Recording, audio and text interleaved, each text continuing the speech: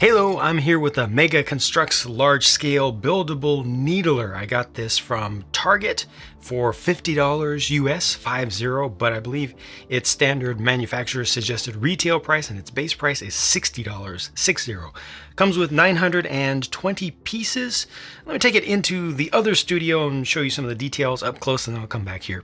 First things first, this is not a life-sized, correct in-universe size one-to-one scale model.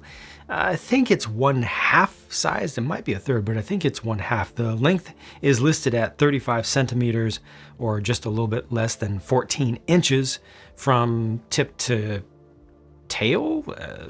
What would you call that back there? But it's pretty impressive on display, especially with the bright colors. Here's my handy classic EOD, not the newer style figure, so just a little bit shorter than the modern figures, but it's what I had handy here.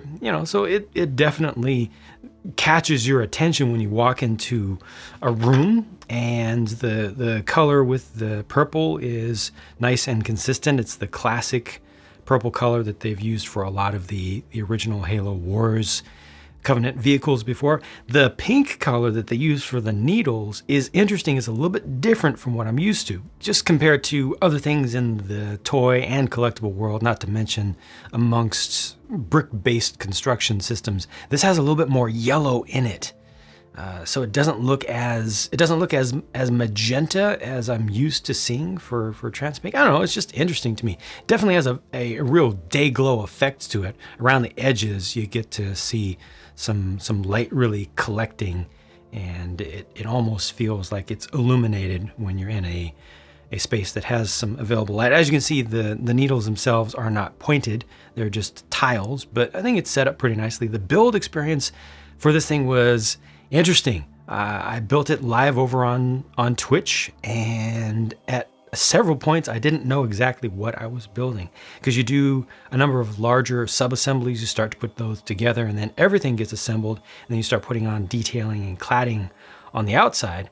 And yeah, it's just a little bit unexpected, and of course it's Mega Construx, not the leading brand, so they have more different types of pieces available, which is very good, like very reusable pieces in just more shapes than you may be used to. Also, down here we've got the plaque, which says Halo Infinite on it, so that is a print over there. The other side just says Needler, also a print, two separate pieces. Those are actually hollow. There's one thing that's definitely off on with this design for the sake of accuracy, or compared to what you need for accuracy. The grip right here is very vertical, and it doesn't have a trigger on it either. So that just isn't quite right. No matter what version of Needler you're going for, except maybe what was it, Halo 2, like something relatively early had a completely different design than this, but anything Halo 3 and beyond that's a little bit closer to how this looks is going to have a forward raked grip, and then also a trigger guard, or a round insert for where you stick your trigger finger through. And this is missing both of those features, unfortunately. Up here at the emitter end, it looks pretty good, and they use more of the transparent pink pieces, and I'm pretty happy with that. But the main thing that I need to do in this review really is go back to the other space and show you this thing in my hand. All right, so the most important thing is wieldability, and I'm happy to report that this is plenty strong to grab and wield, just like the energy sword that they did. When you pick it up, by default, the stand comes with it, but the connections between the weapon and the stand are very few. It's 3 studs. There's 1 stud up at the front and 2 at the back, but somehow it actually connects really well.